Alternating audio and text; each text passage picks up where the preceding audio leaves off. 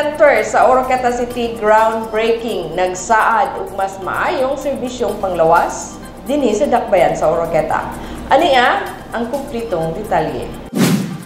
Nag-umol og bagong kasaysayan sa pag-alagad sa panglawas ang Oroqueta City niadtong Enero 21, 2025 sa pagpahigayon sa groundbreaking ceremony para sa pinakaunang Super Health Center sa syudad. Nahimutang kini sa Barangay Apil sa Maong Dakbayan, usa ka landmark nga proyekto nga maoy nagsaad sa mas lapad ug accessible nga serbisyong panglawas alang sa tanan nga mga residente. Gisuportahan ni Senator Christopher Lawrence Tesorogo kon Senator Bongo kini nga pasilidad nagtimaan sa usa ka dakong kalampusan sa Oroqueta City. Naghatag kini og importante nga mga kinahanglanon nga serbisyo sa panglawas sama sa health promotion, prevention, treatment ug diagnostics. Sa umaabot, aduna na kini paanakan o birthing facility, medical laboratory ug uban pang pasilidad nga motabang sa pagpadali sa pag-alagad sa mga lumulupyo, ilabi na kadtong nagpuyo sa layo nga mga barangay.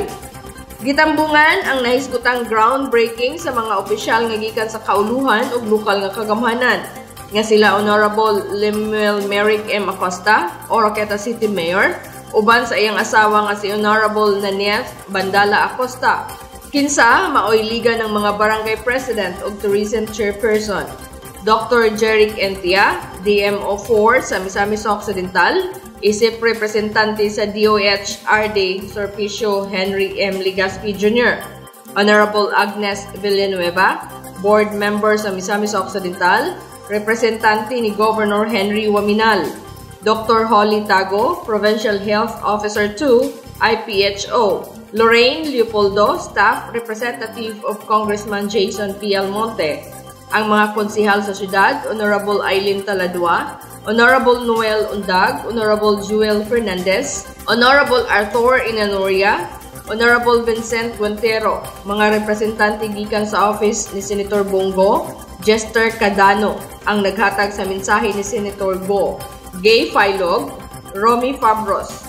Gipasidunggan usab si Barangay Kapitan Roy Bungkayaw sa Barangay Apil, Oroqueta City, kauban sa iyang mga konsehal ug mga barangay health workers. Engineer Salmi Abuhon and Engineer Fernan Marshall sa City Engineer's Office uban sa ilang mga staff, mga empleyado, mga nagtrabaho.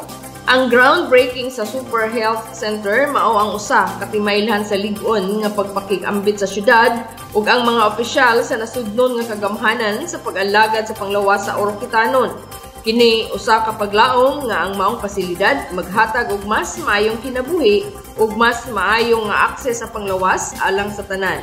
Gipasalamatan sa syudad ang tanan tungod sa ilang pagsuporta ug pagkinabangay ug labaw sa tanan ni Senator Bongo sa iyang padayon nga suporta sa mga programa sa panglawas sa mga lugar sa Misamis Occidental. Mensahe ni Mayor Acosta sa groundbreaking sa Super Health Center, iyang gipaabot ang iyang kalipay nga malampusong napahigayon ang unang Super Health Center sa atong syudad.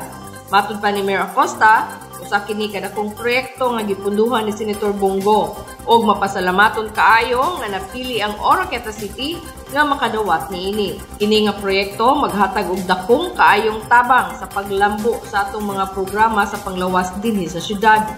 Makahatag kini og mas maayo nga serbisyo sa panglawas ug mas makaabot sa mga residente labi na kadtong nagpuyo sa layo nga mga lugar. Gipadayog usab sa mayor ang iyang dakong pagpasalamat kang Governor Henry Waminal ug kang Congressman Jason Almonte pinaagi sa ilang mga pagpaningkamot ug sa pagdawat sa dakong tabang nga gihatag ni Senator Bongo sa mga katawhan sa Misamis Occidental. Mapasalamaton ang tanan sa nahisgutang programa nga maoy nagsaad og mas maayong kinabuhi ug panglawas sa mga Oroquetanon. Tungod sa panaghiusa, nakahimo og dako nga kausaban alang sa mas maayong kaugmaon sa dakbayan.